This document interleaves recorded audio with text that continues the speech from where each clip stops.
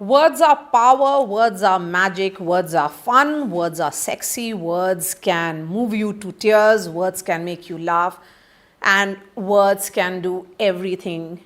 And only a wordsmith understands this. This is Dr. Shashi Tharoor's 26th book, and it's already a bestseller. Dr. Tharoor, thank you so much for your time.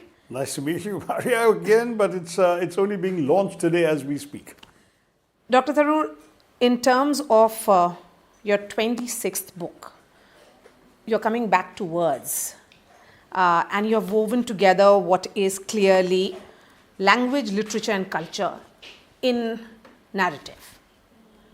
I mean, someone who is a wordsmith and loves playing with words, perhaps the only member of parliament or a parliamentarian all over the world who loves to do or who loves to create words.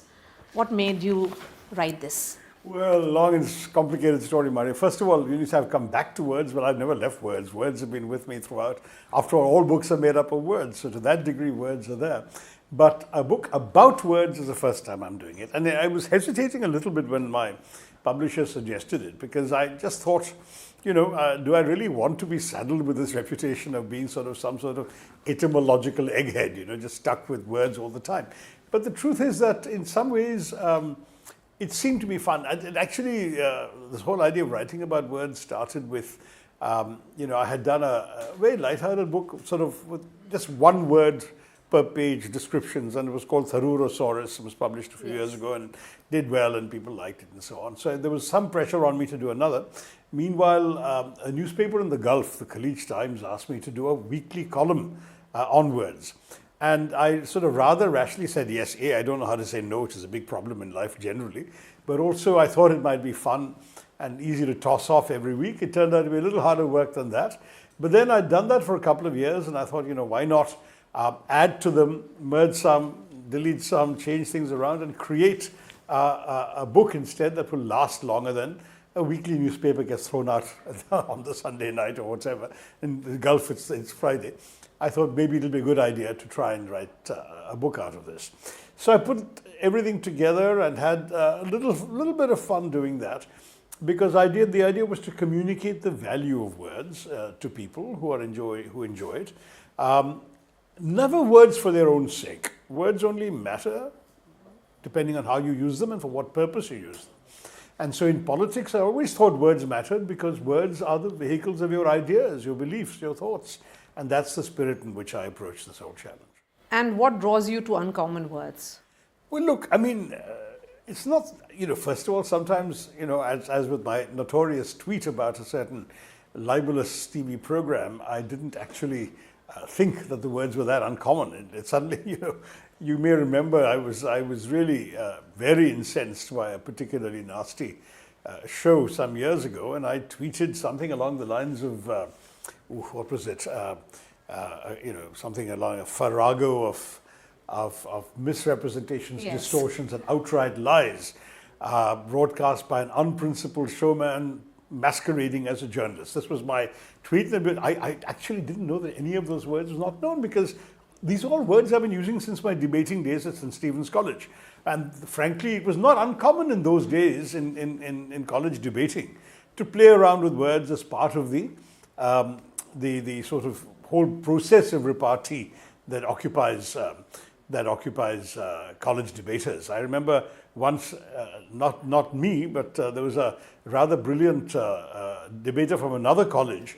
We used to have this tradition of questions from the audience, and it was some debate, some sexist topic about women or whatever, and he was asked by a rather incensed woman in the audience about something.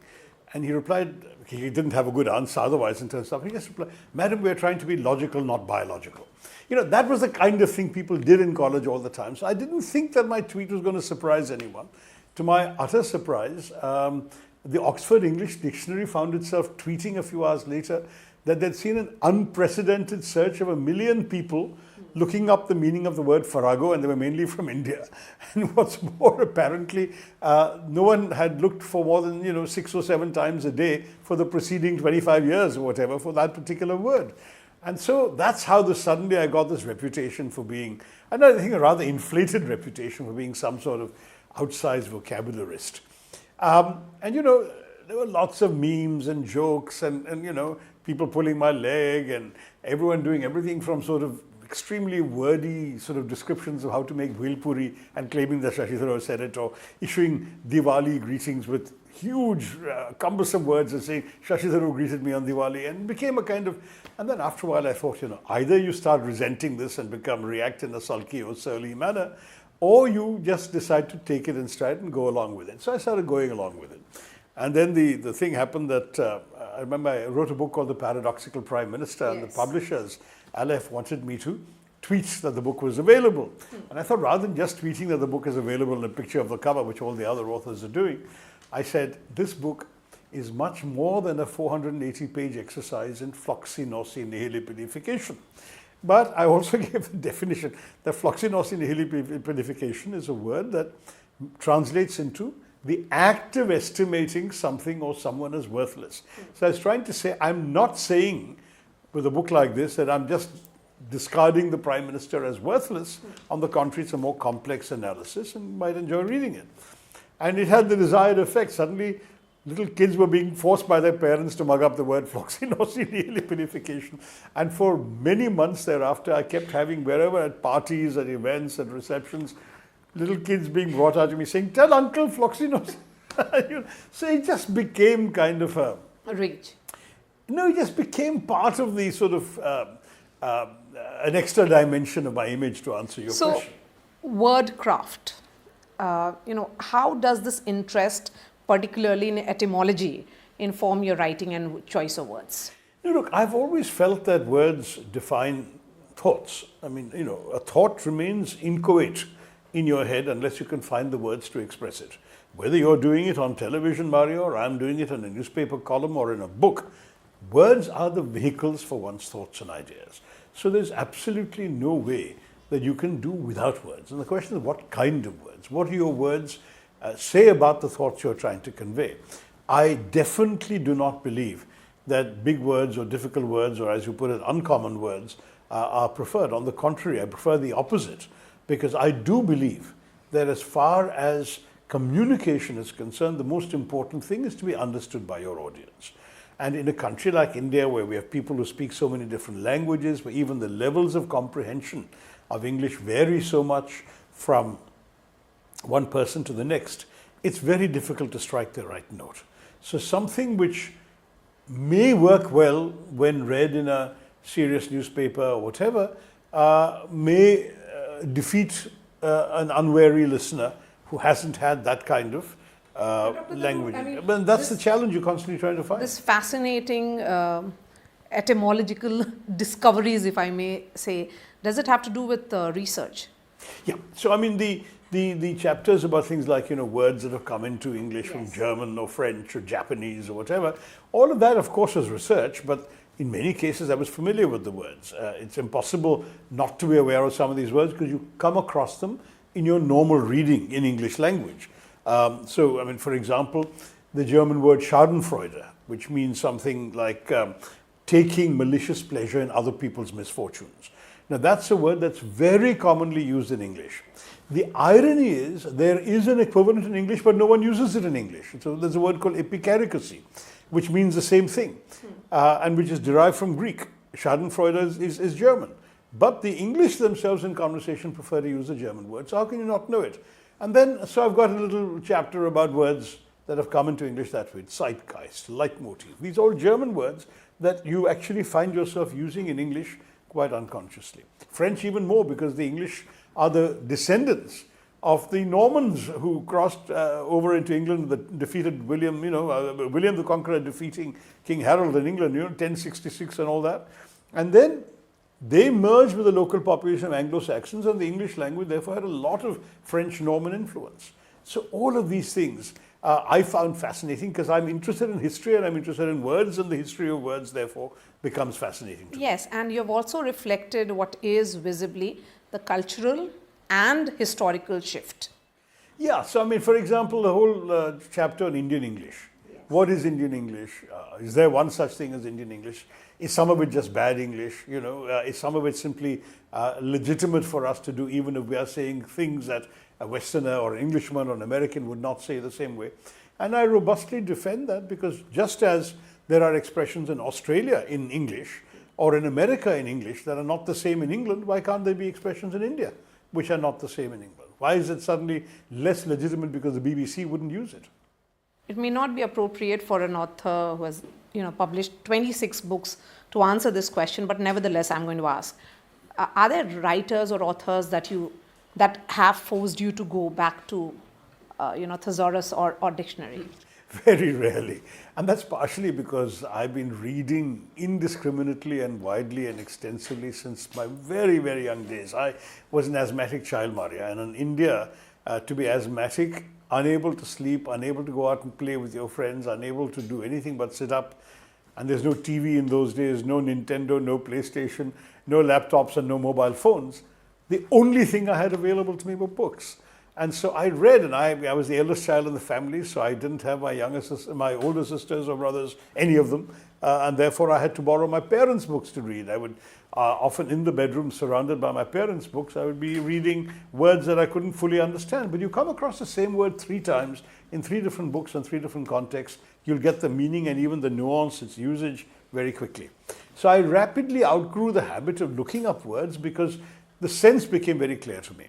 And today, it's relatively rare for me to come across a word that I don't know. Nowadays, of course, though I have always had in my bookshelf a dictionary, I don't think the one in my house has been opened at all in the last 15 years or so, because we have, if you really have an emergency to check something, there's always the internet. And are there some specific literary movements or any style of writing that resonates with your wordcraft?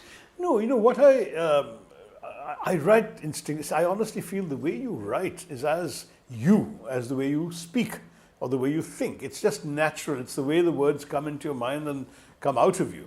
And to me, therefore, I've never believed that writing can be taught or that imitative writing has any great value. When I began as a child, of course my writing was imitative because I didn't know any better. So, my first short stories, which I never published, were sort of like the Enid Blyton books that I was reading as a kid, the 5 Fine Doubters and the Secret 7 and so on. I had the 6 Solvers, who were Indian kids going off to a village in Kerala, as my sisters and I were dragged off to a village in Kerala every year on vacations, and solving mysteries the way in which Enid Blyton's characters are solving mysteries in England. Now, the manuscripts are long lost, alas, but the point is that was very derivative. But then I realized it's better to be yourself and write in your own way. And after a while, because I was getting published from a very young age, my first articles appeared in print from the time I was 10, short stories as well as articles. I just evolved my own style from the process of writing. I went through a phase of using unnecessarily big words, simply because I loved words. And then I realized that there's no point writing words that people can't understand amongst your readers. And so by and large, I would like to think that I've been giving the right emphasis to communicating and being understood through my words. Every once in a while, I may use a word that perhaps the majority of my readers may not understand, and therefore they should be free to look it up. But usually, apart from jokes like flack, floxy, nicey, nosy, nihilipilification, I try not to do that. So, you have often sparkled your writings with some kind of wit and humor. Does that come? That comes from my fondness for reading wit and humor, and I loved, from my young childhood, I remember a Jesuit priest teaching us English in class 7 in my Campion school in Bombay, giving us a dictation test. And he read out a passage that was so funny that I was chortling while writing down. I got all the spellings right, but then I immediately went to the priest afterwards and said, "Where is this from? I want to read the book you've read from." And it turned out to be a book by P.G. Wodehouse. And from there onwards, from the age of 11 to the age of about 19, I read all 95 of Wodehouse's masterworks. And he was such a master of prose, such a stylist, and that too a comic stylist, to use language to effectively impart humor and to constantly surprise you with the way in which he could create the most amazing metaphors, the most amazing figures of speech. He also invented a lot of words. I have a section on, not a section, but a small essay on Wodehouse in the book, but it doesn't even do justice to the extent of my passion, because this is a book about words and not a book about reading. And can you create a word on the spot based on a definition? based on a definition. Yes. I wouldn't presume. But you have to know what roots you're taking a word from and so on. What is the definition you want to try? Any word. I will not define it. You define a word and then you create it. No, but there are existing words for almost everything. For example, one of the words I love using is the word defenestrate, which actually comes from a Latin root meaning window. And defenestrate is to throw something or someone out of the window. What a fun word. You constantly come across situations during the day when you want to throw a person or a thing or an object or an idea or a political party out of the window, right? And at the same time, defenestrate is a metaphorical usage. It's something that you say when you literally mean to jettison something, to abandon something, to reject something. So when I used to say in the election campaign with my tongue in my cheek that I hope the voters will defenestrate the BJP government, that's a way And did people understand that? They look it up if they have to. But I usually do explain what it means. So what is the most obscure word that you have used ever in a sentence? You know, it's difficult to figure out what's obscure because other people have to tell me it's obscure. It wasn't obscure to me. Now, I mean, I did use floxinosis nihilipilification, knowing it to be obscure, because it was actually a made-up word at Eton College in the 19th century when somebody was deliberately trying to make up a long word with Latin and Greek roots and so on. And that's how, and it was meant to be a joke all along. No one uses it in conversation, but I used it as a joke. Otherwise, I would say probably one of the words that I used, which I'm very pleased to see subsequently has crept into the vocabulary of some political journalists and commentators, happened a few years ago when a particular politician you can easily guess the identity of, who had won election in his state as an ally of ours, jumped ship in the middle of his term and went over to the other side. And so I didn't say anything about him by name, but I just said, word of the day, snollygoster, first usage 1848, US, definition, a shrewd, unprincipled politician. And, you know, we have seen a snollygoster at work today. And that, of course... did that person call you after being given a name? Because fortunately it doesn't function so much in English, but in another language, and I don't want to get too explicit. But if you look at how viral that tweet went at that time, snollygoster then entered. And as recently as about 6 months ago, I read an article in which somebody referred to somebody else as a snollygoster or as a snollygosters in Indian politics or whatever. And I loved it. I said, somebody got that from me because it was really an obscure word when I dredged it up. And Dr. Tharoor, would you rather invent a new word, or are you one of those who will say that you want to remind the people of a forgotten word?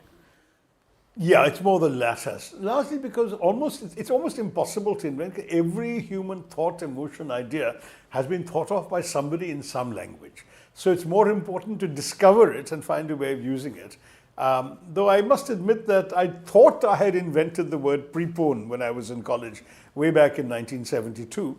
And it's become hugely popular. Then when I wrote about this, I learned again from the Oxford English Dictionary wrote to me saying actually there were 2 recorded usages of the word prepone before me. And one went back 100 years to a letter that somebody had written. And another came back from an Indian source at the Indian Science Congress or something. It's in the book where they had used the word prepone. So I immediately confessed in public, I'm not the originator. Maybe I can get some credit for being a popularizer of the word. But anyway, I think it's a very useful word. In English, the only way you could say to move an appointment forward is to say that, or to say to advance an appointment. But just to say I preponed it is so much simpler. Yes. If And you it's can being postpone, used. why can't you prepone? Yes. But it literally did not exist until You somebody popularized it. Well, in India I popularized it, but it came, it exists once. So in this book, who's your target audience? Are these those children who come and say that I can pronounce a particular word, or is it about the authors, the new writers? It's Indians who love language, but definitely the publishers, as you can see from the cover illustration, are also hoping that some children will be guided in their learning of words by the book or by their parents, talking to them about the book and from the book. So yeah, you can't be too young and read it because it's written in an adult voice.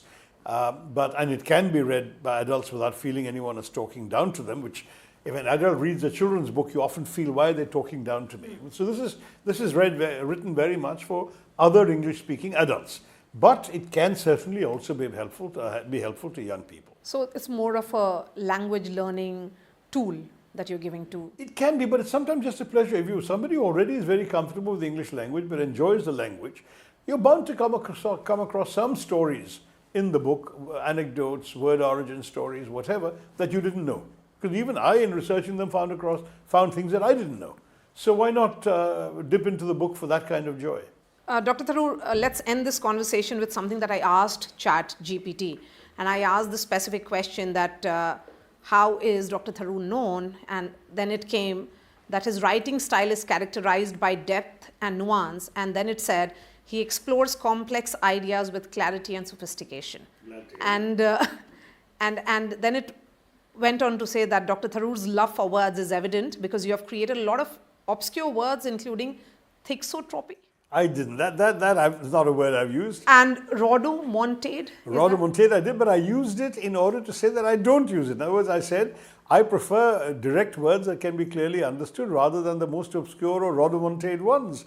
Rhodomontade is kind of roundabout, garrulous, grandiloquent kind of vocabulary, which is not something I particularly want to use. So ChatGPT actually acknowledges you and your mastery of language and words. So thank you so much. I'm glad to hear, and more important that you acknowledge me. Thank you, Marya. Thank you so much, Take sir. care. Thank All you. the best.